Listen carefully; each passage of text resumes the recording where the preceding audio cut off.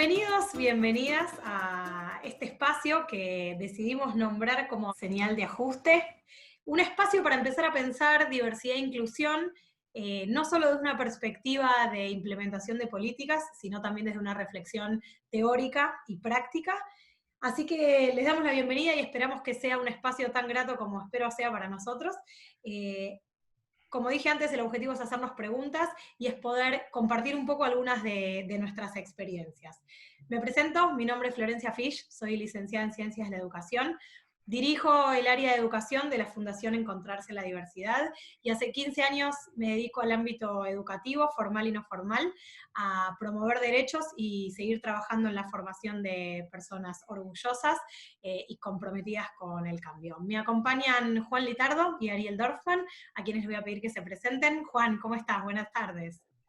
Hola, ¿qué tal? Buenas tardes. Un gusto estar acá compartiendo con ustedes este espacio que seguramente va a tener diferentes capítulos y temas para ir desarrollando y charlando, y espero que sea de interés para todos y todas los que escuchen.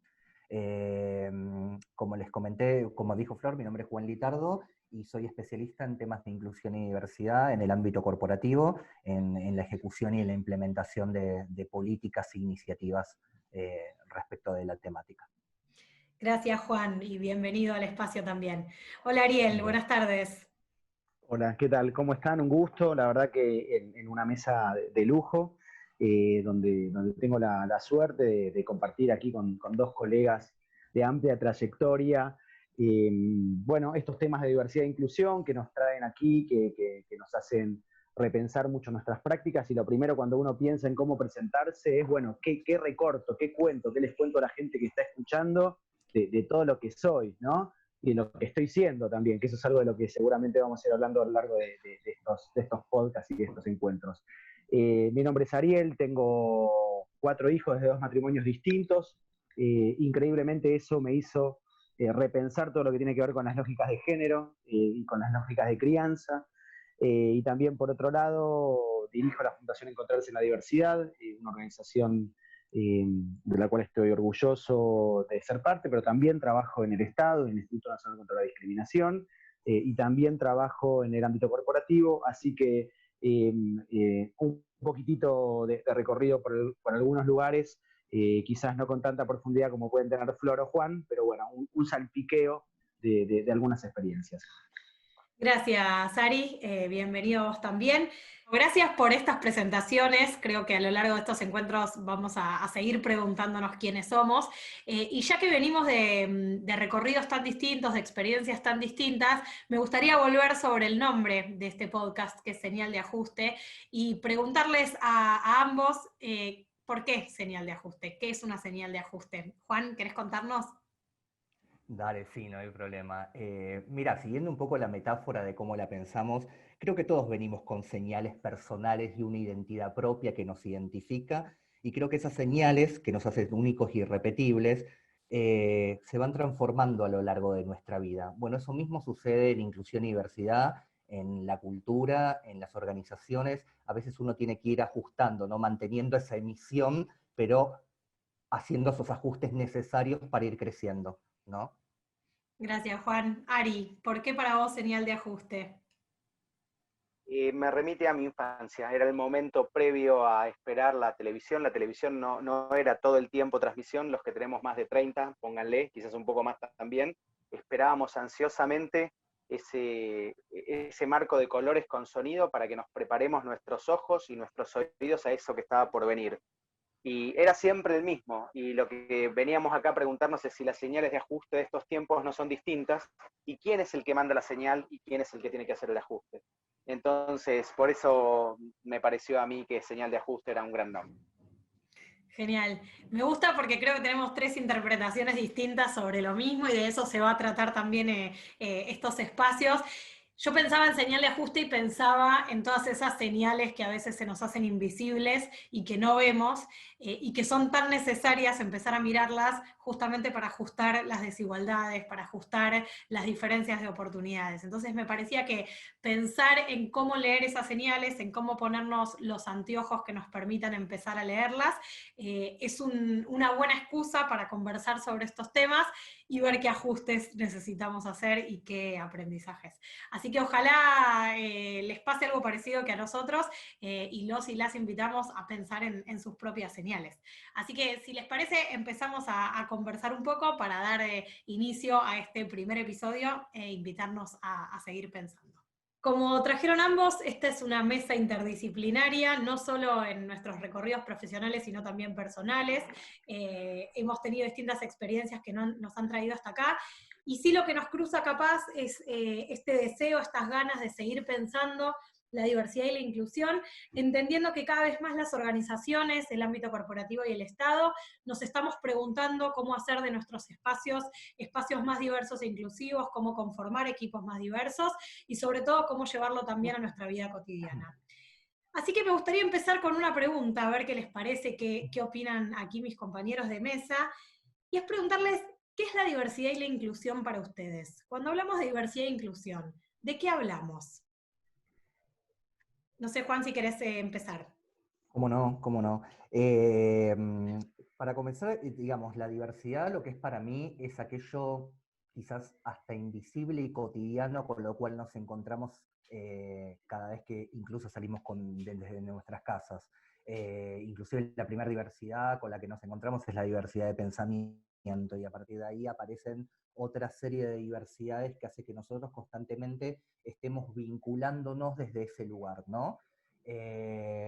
Ahora, ¿cómo tratamos esa diversidad? Es lo que nos transforma en inclusivo, y creo que ese es quizás el tema práctico y el ejercicio que quizás nos propone lo diario para la implementación. ¿Cómo hacemos que esa diversidad se transforme en algo paritario dentro de lo cotidiano y dentro de las organizaciones, ¿no?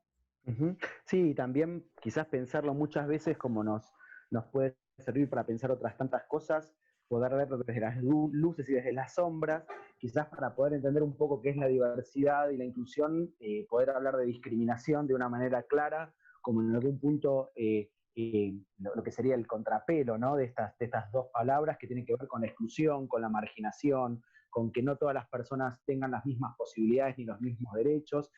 Y básicamente pensando que vivimos en un mundo injusto, donde claramente el lugar donde hemos nacido, el género percibido o el género de nacimiento, nuestras identidades, el país donde nos toca vivir, bueno, son algunas de las condiciones que nos hacen demostrar cada vez que salimos de nuestra casa o incluso en nuestra casa misma, que bueno, que no todos tenemos las mismas vidas, que no todos tenemos los mismos derechos, y me parece que todo esto es un terreno en disputa, ¿no? Y que se trata solamente, ni más ni menos, que de una lucha que se parte desde un lugar de una gran desventaja, y que quizás empezar a poder hablar de políticas de diversidad e inclusión en el corporativo, en el Estado, en las organizaciones, es poner un poco una luz, un signo de batalla o de lucha para, bueno, para cambiar esta sociedad y que todos tengamos lugar.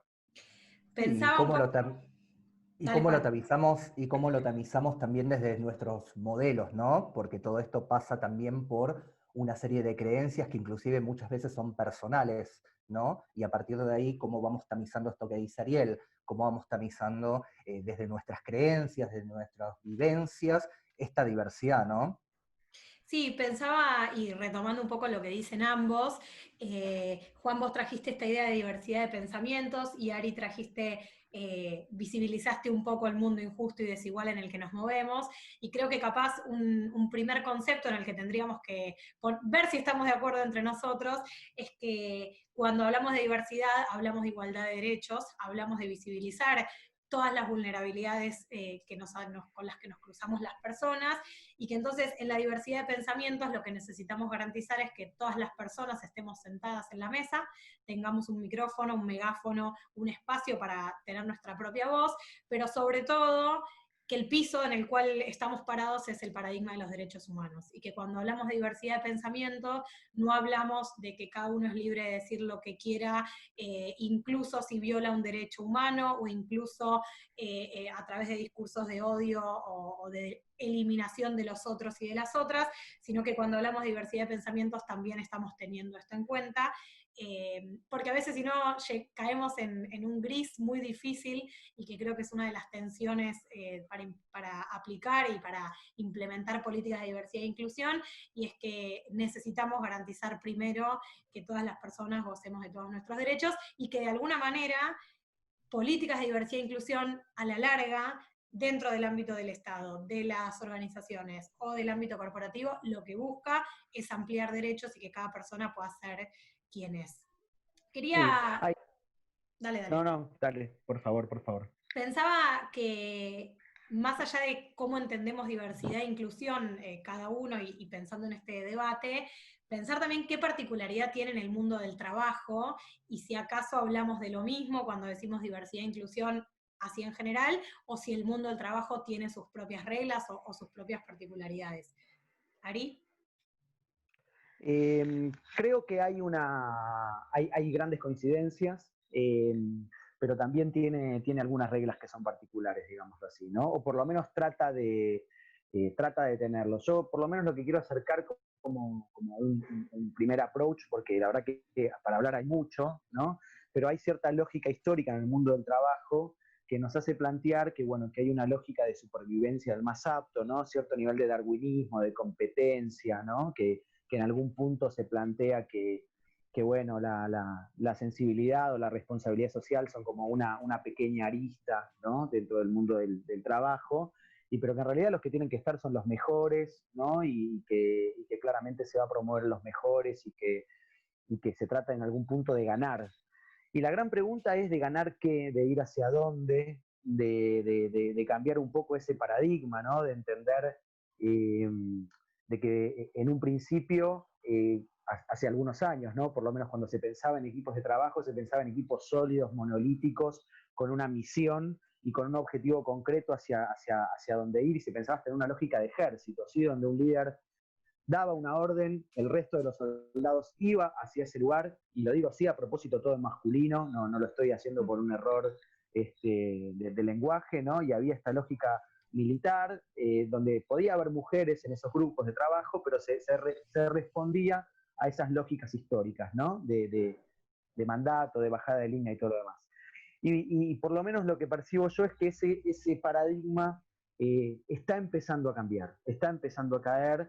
¿Por qué no? Porque no se resiste, porque empezamos a ver, por ejemplo, en un contexto como el que tenemos ahora, como un contexto de pandemia, somos todos mucho más frágiles de lo que estábamos pensados hasta antes de la pandemia, somos todos mucho más humanos, somos todos mucho menos robots de lo que nos habíamos pensado, y el diferencial que estos tiempos está requiriendo es cada vez más nuestra parte humana, porque claramente el trabajo que viene va a tener cada vez más tecnología, y para trabajar como un robot, mejor un robot.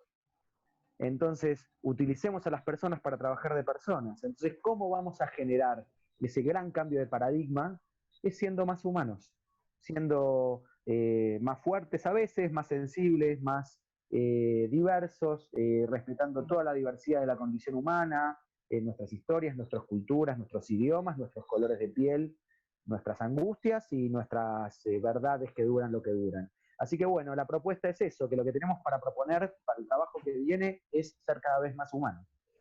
Totalmente de acuerdo, totalmente de acuerdo. Creo que el trabajo del futuro tiene que ver con la gestión de equipos diversos y de seres humanos, que si vamos a la génesis de lo que fue años atrás, diversidad tiene mucho que ver con lo que dijo Ariel, con esta, vos preguntabas, Flor, el tema si era distinto lo que era en el ámbito corporativo, lo que se da afuera, y sí tenía un poco que ver con eso, porque en el antiguo paradigma, sí, dentro de la empresa vos tenías que ser un profesional. ¿Sí? Entonces ese paradigma hacía que vos seas una persona dentro de la empresa y otra fuera. Y muchas veces esto atentaba contra la parte de inclusión, ¿no? Porque en realidad vos estabas haciendo un papel que era el mejor profesional para lo que te habían encomendado. Y eso atentaba un poco contra lo que era ser su mejor versión. Eso por suerte está cambiando, creo que cuando vos decís si hay diferencia, eso está un poco empezando a cambiar, porque hoy por hoy se está priorizando que uno no puede ser una persona dentro o fuera de la empresa, que una mujer puede obtener cargos de liderazgo sin tener que en eso dejar de priorizar cosas que por ahí antes tenía por fuera del trabajo. Alguien puede hablar de su vida privada dentro del trabajo y eso está bien tenido en cuenta. Entonces, obviamente esos paradigmas están cambiando y hacen que a futuro esto sea para mejor, ¿no? Sí, me parece súper interesante y como decimos siempre, cada vez que abrimos una pregunta se abren otras 10, ¿no? Y otros 10 caminos para seguir. Pensaba también, Juan, vos recién hablabas de los paradigmas, Ari, vos traías las cuestiones de la historia, y Ari, vos antes habías arrancado hablando de la otra cara de la moneda, de la diversidad e la inclusión, y que la planteaste como la discriminación. Y en ese sentido me parece interesante también plantear que la discriminación no es natural, que no es biológica, que es aprendida, es cultural, y que por ende también trae atrás una historia, esta historia que nos traía Juan, de que antes, por ser mujer, una persona como yo no tenía la posibilidad de acceder a ciertos cargos, o tenía que resignar algún crecimiento profesional por tener doble o triple jornada de responsabilidades o de trabajo, y que hoy, a paso lento, pero está cambiando. Y en este sentido pienso también que como la discriminación es aprendida, no es que la aprendemos en la escuela, atrás de un librito en donde alguien nos dice esto es discriminar, sino que aprendemos en todos los ámbitos de la vida y el trabajo es uno de ellos. Y por ende, en esos viejos paradigmas que Juan vos nos traías, lo que hacíamos era aprender constantemente qué estereotipos, qué prejuicios, qué sesgos reproducir, y cuál es mejor no hablar, ¿no? ¿Qué identidad es mejor dejar de la puerta para afuera? Entonces, pensando en este paradigma que Juan vos traías y que Ari vos nos hacías pensar desde la historia, les pregunto si les parece que se puede separar la diversidad o una perspectiva de diversidad dentro y fuera del trabajo. ¿Qué pasa con las identidades en el momento en que entramos a la oficina, entramos y nos sentamos en el escritorio? ¿Qué pasa cuando salimos? ¿Podemos ser dos personas diferentes? ¿Necesitamos serlo? ¿Les parece que eso está cambiando? Yo creo que el mayor desafío es que entender de que somos personas y de que cada persona tiene sus tiempos y sus posibilidades. Entonces, un gran secreto y quizás algo de lo que está pasando a veces en las organizaciones que vamos viendo es la obligación de mostrar eso que sos vos. Y eso que sos vos lo dice otra persona, no lo dice uno mismo. Entonces, me parece que hay algo que es un plano que yo quería acercar para que pensemos los tres juntos, y es, bueno, si la diversidad es de adentro hacia afuera o de afuera hacia adentro, ¿no? Y cómo en algún punto ese jugar de lo personal a lo colectivo, de lo individual a lo colectivo, no tiene que ver también con la relación con lo privado, lo público o lo laboral, lo hogareño, ¿no? Y en algún punto tiene que ver con algunos procesos que seguramente a cada persona le llevará un tiempo distinto, pero lo que sí es interesante es que lo que tenemos que armar entre todos son organizaciones que sean colchones, que permitan que cualquier identidad pueda ser bien recibida. Porque yo, por ejemplo, desde mi experiencia laboral, estoy viendo que hay ciertas identidades que están siendo observadas con una mayor apertura, pero todavía hay ciertas identidades que por ahí tienen que ver con ciertas cuestiones religiosas, culturales, incluso políticas, que todavía se miran con resistencia. Una persona que por ahí tiene alguna idea que no corresponde a la media o que no estudió en el lugar donde se estaba esperando que se estudie, ya hay como una operación, ¿no? Entonces yo, como para terminar esta idea, me parece muy interesante que podamos pensar en los prejuicios que nos atraviesan a todas las personas y que no estamos exentos de esos prejuicios jamás. Y esta es una propuesta que yo tengo para hacerle a ustedes y a las personas que nos están escuchando. Jamás hay que pensar que uno ha superado los prejuicios. Los prejuicios son constitutivos de nuestra educación, de nuestra convivencia, y siempre estamos prejuzgando, y siempre tenemos alguna discriminación que hemos aprendido y que vamos a reproducir. Así que nada, lo que tengo para compartirles es: estemos atentos y atentas y escuchemos mucho, mucho al otro, a ese otro distinto que nos parece tan lejano, que es quien nos puede ayudar a veces hacia algún norte posible. Es que creo que ahí está el secreto justamente, porque independientemente de que yo coincido también de que los modelos mentales que justamente fomentan esos sesgos y esos prejuicios venideros, tienen que ver con algo que es tan intrínseco y tan aprendido y está tan en las venas, que es muy difícil que uno no caiga muchas veces en eso. Y eso tiene que ver con el entendimiento. Creo que cuando uno empieza a transitar, y creo que lo que nos llevó también a nosotros tres fueron esos intereses personales que hicieron que llegáramos también a trabajar temas de inclusión y diversidad, o por qué nos fuimos metiendo, cada uno debe tener su historia, tiene que ver con eso, ¿no? De ampliar el abanico de posibilidades, de escuchar aquello que nos hace diferente y nos nutre, y no porque sea diferente quiere decir que esté en la vereda opuesta o que sea como ese enemigo o enemiga de lo que hay que correrse, ¿no? Creo que en el ámbito corporativo un poco el inicio de la pregunta tenía que ver con eso. Yo sigo sosteniendo que el ser una persona dentro o fuera de la empresa manteniendo ese estatus del profesional, del que todos esperan que seamos, atenta un poco con esa apertura y esa forma de ver las cosas de un lugar diferente, ¿no? Porque el que piensa diferente no me puede llegar a nutrir en diferentes cosas o puede hacer... yo tengo hay una frase que siempre escucho de donde todos pensamos iguales nadie piensa, y creo que ahí está el secreto, ¿no? Y de ahí en adelante, el poder nutrirse de aquello que nos hace mejores, y hace mejor quizás no a mí, pero sí al que está al lado, y creo que esto ya excede el ámbito corporativo, por eso hablé del paradigma al principio. No creo que podamos ser una persona, o por lo menos a mí no me pasa, el ser una persona fuera o dentro de mi trabajo, porque eso sería atentar contra mi propia humanidad, ¿no? El no entender que la diferencia también hace que en mi equipo de trabajo no haya algo que puede llegar a ser mucho más rico y poder hacer que se escuchen todas las voces y que una persona pueda trabajar siendo su mejor versión, que sé que a partir de ahí va a poder brindar su mayor creatividad y su mayor productividad desde otro lugar, ¿no? Que era lo que antes por ahí no se propiciaba. Sí, pienso que un poco, Juan, lo que estás trayendo tiene que ver con que trabajar diversidad e inclusión en el ámbito de las organizaciones, en el ámbito de lo vincular, en el ámbito de la familia, es empezar a celebrar estas diferencias y a reconocer la particularidad y lo que aporta cada una de estas cuestiones que tenemos como diferencias los seres humanos, y garantizar que esas diferencias no se traduzcan en desigualdades, ¿no? Creo que el desafío de la diversidad e inclusión justamente lo que nos hace ver es que las diferencias históricamente lo que nos hicieron fue justificar desigualdades, creyendo que la culpa las teníamos las personas que no cumplíamos con las normas, y acá me animo a decir que no existe ninguna persona que cumpla absolutamente con todas las normas, pero sí nos han enseñado que pareciera que ciertas personas lo hacen, y por ende esas diferencias fueron entendidas como desigualdades. Creo que implementar políticas de diversidad e inclusión, sobre todo de manera transversal, es justamente el camino inverso, y es empezar a celebrar las diferencias y a reconocer que las diferencias podemos encontrar mayor creatividad, mayor desarrollo profesional, mayor desarrollo de las identidades, errores que nos permiten ser salvados sin que eso nos cueste un trabajo o la opinión de un jefe o una jefa, ni la pérdida de respeto. Entonces, me parece que uno de los grandes desafíos que tenemos a la hora de implementar políticas de diversidad y a la hora de tratar de, como decía Ari, de visibilizar esos prejuicios que tenemos las personas por el hecho de ser personas y de vivir en una cultura, es empezar a despegar el concepto de diferencia de la implicancia de la desigualdad. Ari, ¿querías agregar algo? Yo tenía una pregunta para hacerles a los dos.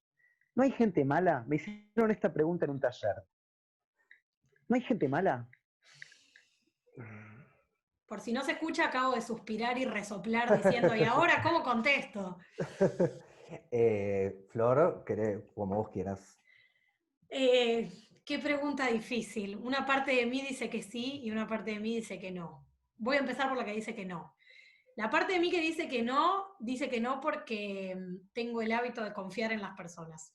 Creo que todas las personas tenemos siempre algo para dar, y que en muchos casos esa, no sé si llamarla maldad, pero muchas prácticas que llevamos adelante muchas veces tienen más que ver con el contexto que con la persona. Te voy a decir que sí, porque me resulta muy difícil frente a una situación de violencia entender que la otra persona es buena y que lo está haciendo porque la cultura lo está llevando a eso, ¿no? Entonces creo que no tengo una respuesta para darte. Esa es mi respuesta final. No sé, Juan, vos si te la podés jugar un poco más. Juan, Sí, yo voy a ser como contraproducente. Yo creo que sí.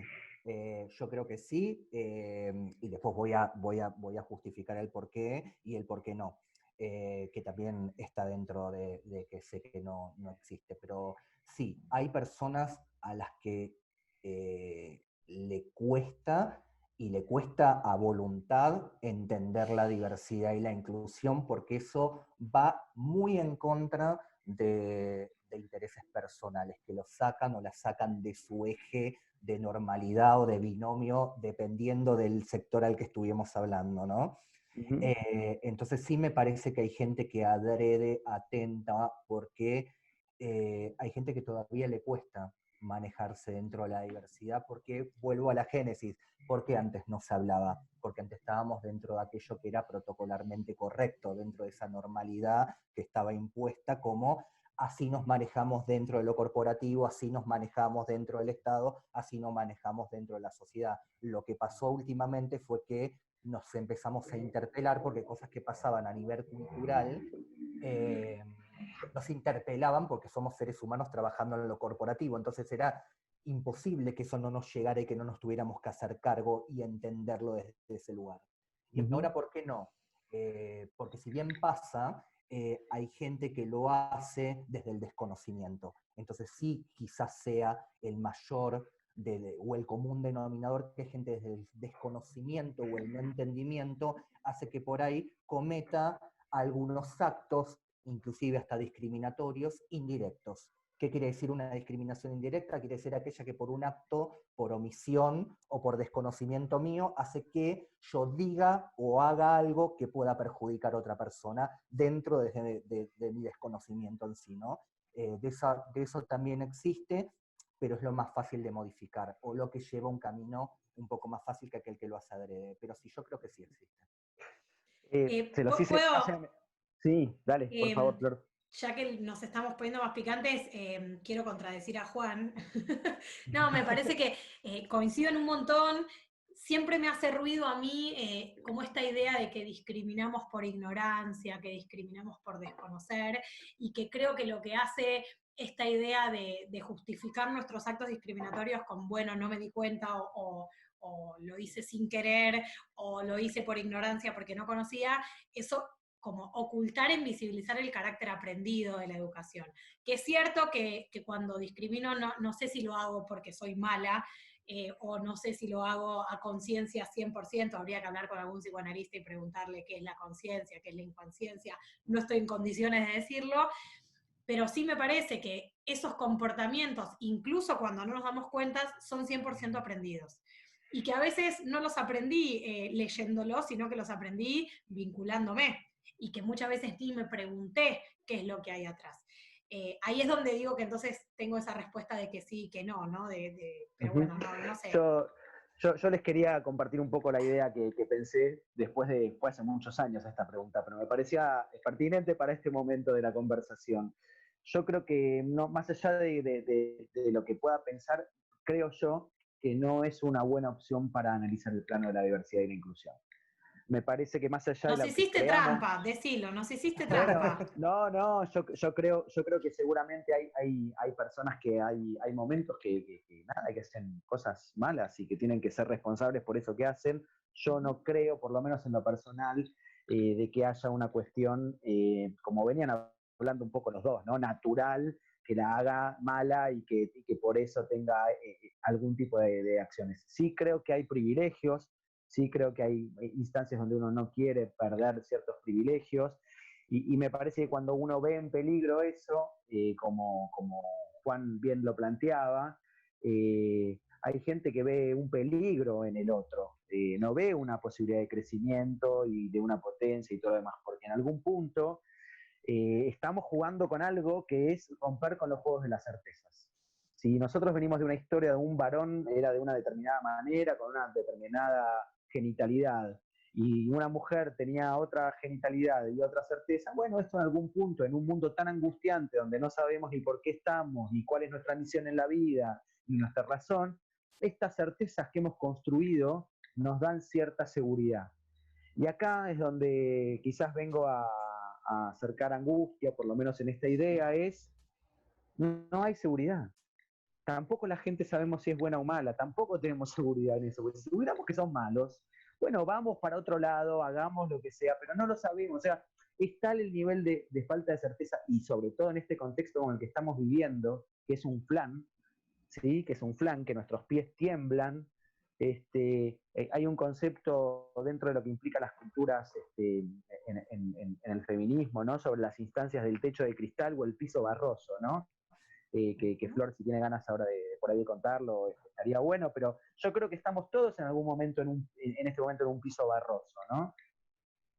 Pero bueno, estamos construyendo nuevas categorías que bueno, que por ahí nos ayudan a hacer un poco más de pie firme, pero bueno, quería generar un poco de picantez. Sí, Creo que lo logré. pero coincido inclusivamente, incluso no hace a la Sí. persona mala con el propiamente dicho, sino, por ejemplo, pongo un ejemplo, cuando vos tenés el poder de decisión sobre algo y no lo haces conscientemente y eso impacta sobre personas, ahí sí es una responsabilidad mayor. A ese tipo me refiero cuando hay gente que lo hace a conciencia, ¿sí? Y no porque promulgué una política interna para otorgar extensión de licencias por maternidad y paternidad y me estoy olvidando que en ese binomio estoy excluyendo el matrimonio igualitario, por ejemplo, que por ahí es un error más de forma y de no entendimiento de que estás queriendo ampliar derechos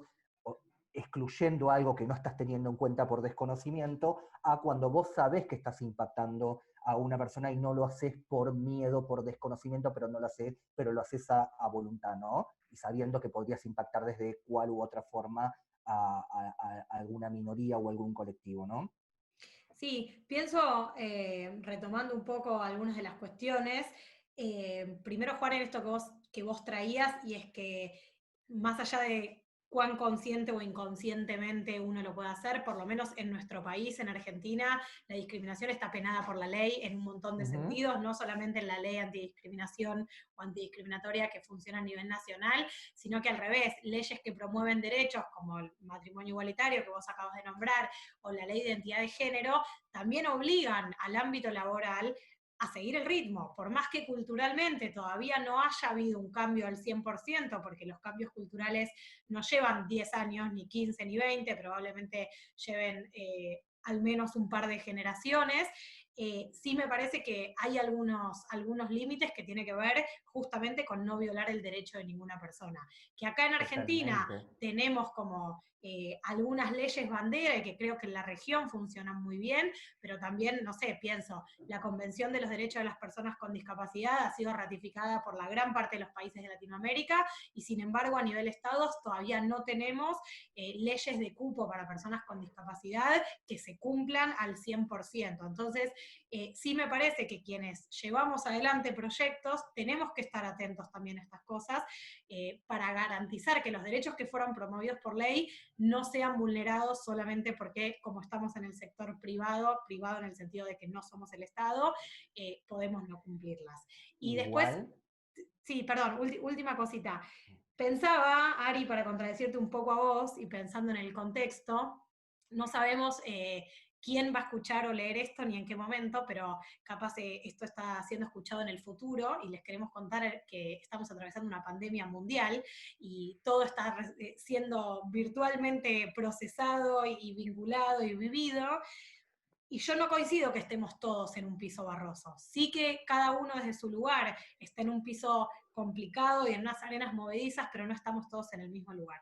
Y que a veces bajo el discurso de que todos estamos en la misma, nos olvidamos de nuevo de esas desigualdades que son producto del sistema, que parecieran explicar la falta de oportunidades, pensando en que todas las personas estamos atravesando lo mismo y no lo estamos haciendo. No es lo mismo atravesar una pandemia con casa, trabajo y una red de contención que hacerlo sin casa, sin trabajo y sin acceso a la salud.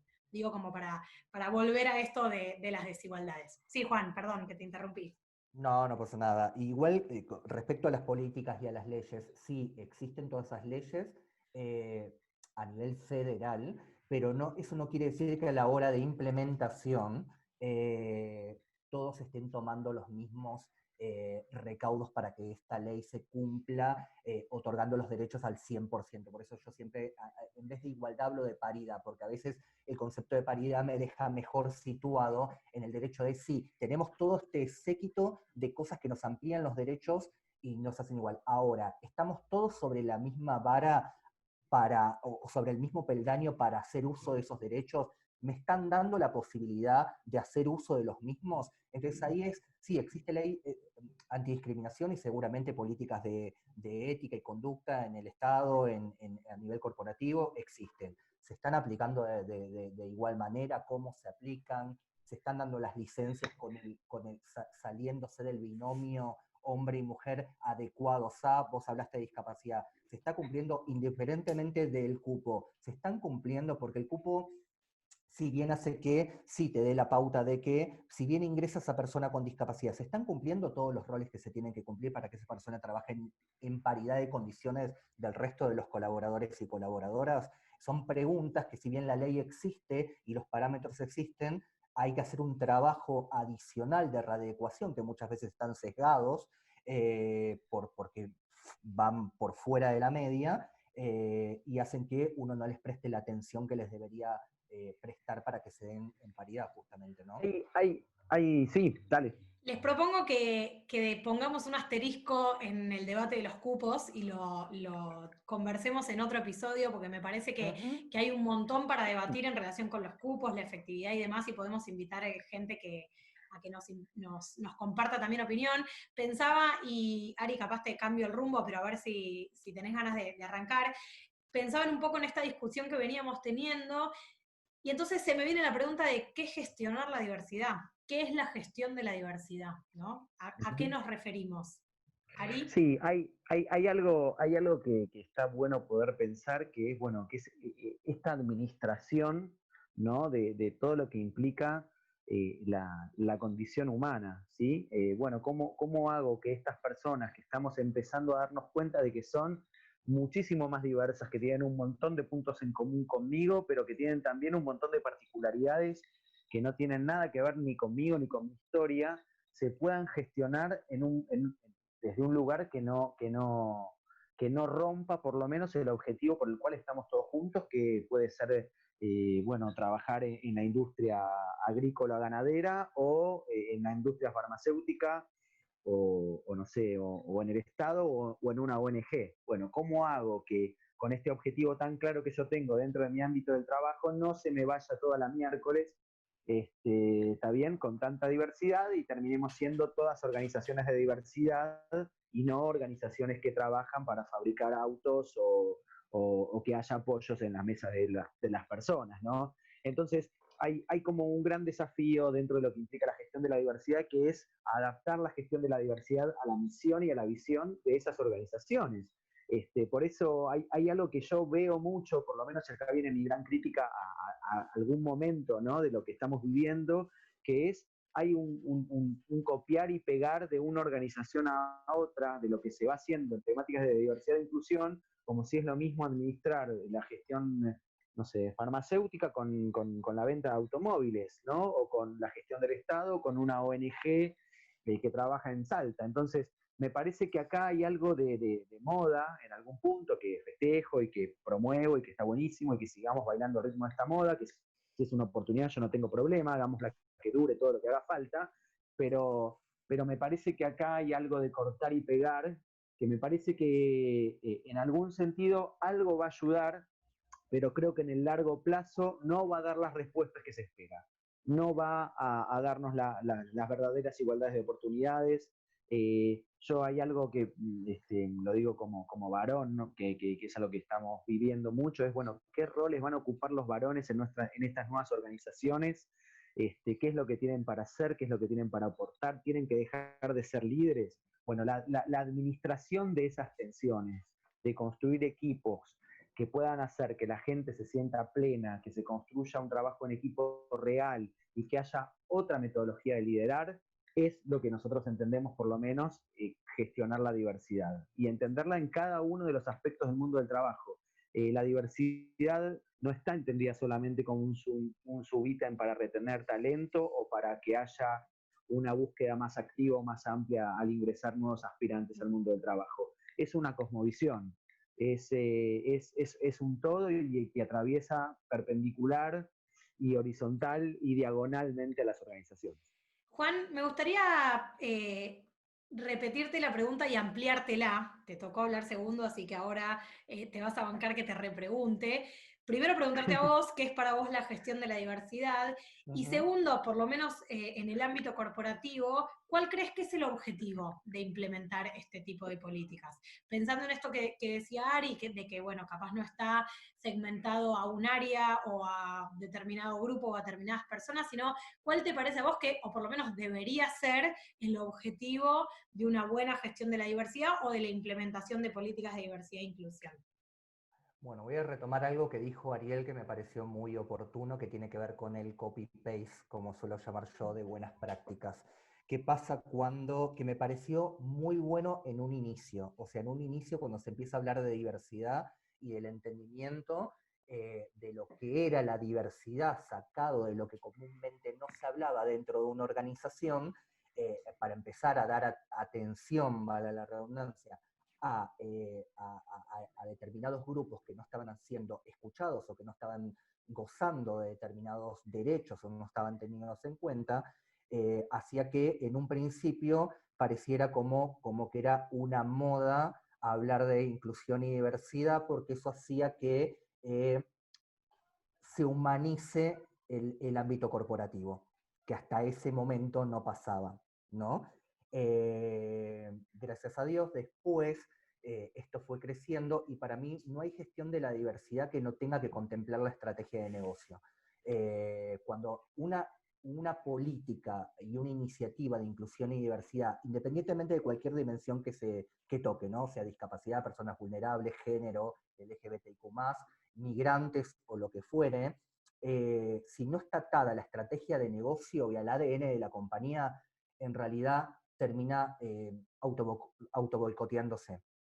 Porque precisamente tiene que ver con que la fotito en la red social termina siendo algo que a nivel, cuando vos tenés que impactar a tus colaboradores, no termina siendo productivo, porque en realidad tiene un montón de baches que hace que en la dinámica propia de la estrategia de negocio, o sea, de la industria y de la operatoria diaria, a que no funcione, ¿no? Porque no solamente basta con tener políticas de inclusión y diversidad, sino hacer una gestión que se transforme verdaderamente en un cambio cultural de la compañía. Y cuando hablo de cambio cultural, es que se transforme justamente en eso, en un vivir trabajando, ¿sí? Cómo uno vive su trabajo, cómo uno sale de su contexto y lleva su vida también a su plano laboral, con lo bueno y con lo malo. Entonces me parece que ahí está el secreto de una gestión más, y me gusta una terminología que empezó a surgir a partir del año pasado, de esta interseccionalidad. ¿Qué es la interseccionalidad? Es aquello que independientemente del sector al que pertenezcas, o a cada dimensión de diversidad, tengas ese sentido de la pertenencia, que es en definitiva, y en el ámbito corporativo, lo que vos tengas ese sentido de la pertenencia, las personas te elijan para ir a trabajar justamente ahí, y que justamente sea un cambio de cultura propiamente dicho, ¿no? Pienso, retomando este concepto que trae Juan de interseccionalidad, de entendernos las personas como cambiantes, con identidades complejas y plurales, y entender que yo no soy solamente mujer, sino que mi identidad está compuesta por un montón de otras cuestiones, y como para ir cerrando también y dejar nuevas preguntas para retomar en un segundo encuentro, me parece interesante esto que trajiste de que en un primer momento incorporar una perspectiva de diversidad tenía que ver con humanizar el ámbito corporativo. Entonces me pregunto también si el cambio de paradigma no tendrá que ver con que nos dimos cuenta que las organizaciones las formamos personas, más allá de los cargos, más allá del negocio, más allá de cómo esté conformada, dónde esté ubicada o a qué se dedique, y que las personas somos complejas y plurales. Y que entonces empezar a dar lugar a eso, lo que nos hace abrirnos un camino mucho más complejo, porque hay que decir que para algunas personas siempre es más fácil no cuestionar, es más fácil no preguntarse, porque las preguntas traen, como decía Ari antes, incertidumbre, y la incertidumbre trae angustia, hay que decir esto. Creo que el cambio cultural tiene que ver con esto, con empezar a entendernos las personas como plurales y que cuanto más posibilidades tengamos de ser, mejor rendimiento vamos a tener en el trabajo, mejores vínculos vamos a generar, mejores comunicaciones vamos a hacer. Y pienso, sí, Juan. Perdón, y que esto es cambiante y dinámico. Total. Obviamente esto que acabaste de decir es crucial porque te obliga a pegar volantazos constantemente. Y lo hablo así porque verdaderamente es algo cambiante. Cada persona maneja una pluralidad de identidades y de situaciones que hace que la diversidad se amplifique y que cambie de una manera muy dinámica. Entonces, si vos no te metés en ese circuito de una manera consciente y lo adecuás a tu negocio y a tu dinámica, hace que sea muy difícil, porque si vos copias una regla, ya venga de tu propia, ya venga de Global o venga de una empresa parecida con la que vos copiaste la buena práctica, va a ser muy difícil que así funcione si vos no la adecuás. Sí, hay un concepto, perdón, que a mí me gusta mucho, que lo compartimos bastante y que tiene que ver con también un dispositivo que armamos a medida específicamente para una compañía de mapas, ¿está bien? De mapas y de actualizaciones. Y la pregunta que era si tu software estaba actualizado, ¿no? Y cada cuánto estabas actualizando tu software. Entonces me parece que esto también es algo que quizás me gustaría acercar para las personas que nos están escuchando, de saber, bueno, hace cuánto que no se actualizaron, qué versión son de ellos mismos, si son 1.0, 1.1 o 7.6, ¿no? Y que me parece interesante eso, cada cuánto nos vamos actualizando, qué quedó de nuestro viejo 1.0 y si también negar algo de esa historia no está mal, ¿no? Porque también somos eso que ya ha quedado en algunas cosas un poco más caduco, ¿no? Los que ya no tenemos pelos para peinarnos o tenemos algunas canas, también tenemos un valor, ¿no? Como para poder hacer y parece que esas cosas no valen más, ¿no? Pienso, Ari, me diste el pie para cerrar de una manera que aviso a nuestros oyentes o lectores que no estaba chequeada, pero la voy a hacer igual porque me animo a romper un poco la planificación. Y es, ¿quiénes somos nosotros hoy entonces? Pienso que la actualización no es solamente hacia adentro, no es solamente quién soy yo o quién era hace algunos años, sino también quién soy con otros y con otras. ¿No? ¿Qué vínculos genero? ¿Qué actualizaciones necesito para seguir vinculándome y profundizando las relaciones y los vínculos con otras personas tan distintas y tan parecidas a mí? Entonces, me gustaría cerrar como empezamos, y es presentándonos. Los voy a invitar a que nos volvamos a presentar. Ya no con esas etiquetas que capaz nos salieron al principio, que estábamos un poquito más tensos y que tenía más que ver con mostrar cierto recorrido, cierta expertise y explicar un poco cómo llegamos acá. Así que los invito a que nos volvamos a presentar y les pregunto, ¿quiénes son hoy? Voy a tirarme para que no haya bache, digamos así, ¿no? Porque estuviera muy convencido. Estoy siendo lo que puedo en un momento muy difícil de la vida que nos toca a todos. Como bien decía Flor, no todos estamos pasando la misma, pero sí algo en común nos está atravesando muy fuertemente. Y las herramientas para poder ir viviendo las encuentro en mis identidades. Yo soy una persona que todavía cree en las identidades. Yo, entre otras cosas, soy compañero, tengo 4 hijos, como dije antes, soy judío, es algo que habla mucho de mí. Creo en Dios, pero creo que esto se termina cuando se termina, o sea que soy de los que creen que la religión no garpa para el futuro, sirve quizás para vivir el presente. Creo en la ética de que todos valemos lo mismo, de que si no peleamos por un mundo justo ahora, no sé cuándo se hará. Y me quedé pensando con una pregunta que nos había quedado pendiente, que la voy a dejar dando vuelta, y es si se puede en un mundo injusto pensar desde el mundo corporativo hacer ese ajuste. Yo estoy seguro que sin el mundo corporativo no se puede hacer. Creo que solo con el corporativo no alcanza, pero sin el corporativo no se puede hacer. Así que bueno, estoy aquí tratando de generar algunas disputas y esperando que nuestros hijos, nietos o amigos o infantes o niños o niñas o niños de cualquier lugar del mundo puedan vivir dignamente o mucho mejor de lo que vivimos nosotros. Juan, ¿quién sos vos o quién sos ¿Quién soy ahora? yo? No me voy a explayar tanto como Ariel. Perdón, si estuve largo. No, pero vos me encanta cuando hablas. No, yo soy un ser en construcción constante. Creo que me parece que todo lo que me modifica me hace bien y siempre estoy en la búsqueda de aquello que me nutre, que me hace mejor persona, que me hace mejor persona para mí, que me hace mejor persona para los demás, que cada persona que se cruza en mi camino en cualquier ámbito dentro de las personas que conviven conmigo en el trabajo, las que dependen de mí, mi familia, mis seres queridos, se lleven mi mejor versión, sea un minuto para toda la vida. El momento que me den o que yo pertenezca ahí, también soy de aquellos que busca esa conciencia y sé que suena muy utópico, pero ese mundo mejor al que todos aspiramos y lo que me hizo hoy en día preguntarme, salirme de mi formación en finanzas y meterme en hechos de paridad, de igualdad, de que todos podamos expresarnos y tener esas mismas oportunidades y con ello hagamos eso mejor, ¿no?